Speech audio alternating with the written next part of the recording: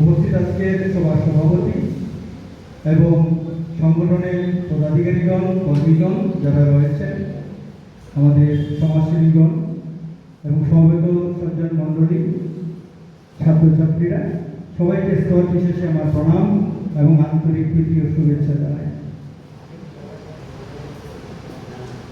আসলে আমার সম্বন্ধে যা বলা হয়েছে তা বেশি বলা হয়ে গেছে। আমি কিছু করতে পারি নাই, আমি শুধু চেষ্টা করছি। সংগঠনে আপনাদের যে দায়িত্ব আমার যতটুকু আছে ঠিক ততটুকু আমি করছি। রিলিফ দেওয়া আমার পক্ষে সম্ভব হচ্ছে না, আমি শুধু আপনাদের।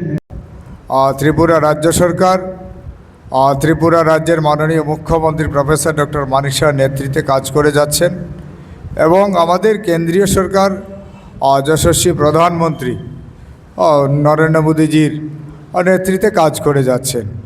কাজেই আজকে বিভিন্ন জায়গায় আজকে উন্নয়নের ছোঁয়া লেগেছে, আজকে উন্নয়ন চলছে। আজকে আমার অভিভাবক বিনয়ভূষণ দাস মহোদয় বলেছেন, উত্তর ত্রিপুরায় আমরা 3 জন আমরা এমএলএরা রয়েছি। সম্মানিত আমার বিনয়দা রয়েছেন, সম্মানিত যাদবদা রয়েছেন, এবং আমরা মিলিতভাবে চেষ্টা করব যে আপনাদের যে দাবি, যে ডিমান্ডগুলো রয়েছে, আমরা আমাদের রাজ্যের মাননীয় মুখ্যমন্ত্রী মহোদয়ের কাছে আমরা নিয়ে যাব, কথা বলবো, যাতে আগামী দিন আপনাদের যে বিষয়গুলো রয়েছে এগুলো যাতে আপনারা কাটিয়ে উঠে আরও সুন্দরভাবে আপনারা পরিবার পরিচালনা করতে পারেন, আপনারা যাতে সুন্দরভাবে বসবাস করতে পারেন, তার জন্য আমাদের প্রয়াস থাকবে, আমাদের চেষ্টা থাকবে। আমরা চেষ্টা করব, কারণ আপনারা সমাজ গঠনের কাজে নিজেদের নিয়োজিত করেছেন।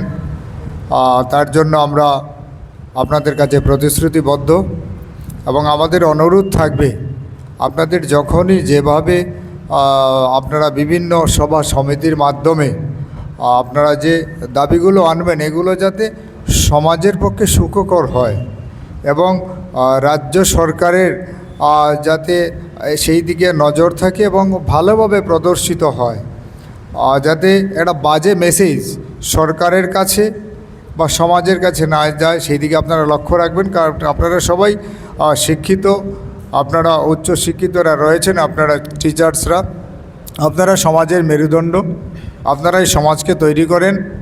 কাজেই আপনাদের আগামী দিনগুলো ভালো হোক এবং আপনাদের মাধ্যমে ছাত্রছাত্রীরা যাতে সুশিক্ষা লাভ করে, কম্পিউটারে লাভ করে আগামী দিন প্রতিষ্ঠিত হতে পারে। এই কথাগুলো বলে আপনাদের সবাইকে আমি আবারও শ্রদ্ধা এবং নমস্কার জানিয়ে আমি আমার কথা বলা এখানে শেষ করছি। ভারত মায়ের জয় হোক। নমস্কার সবাইকে।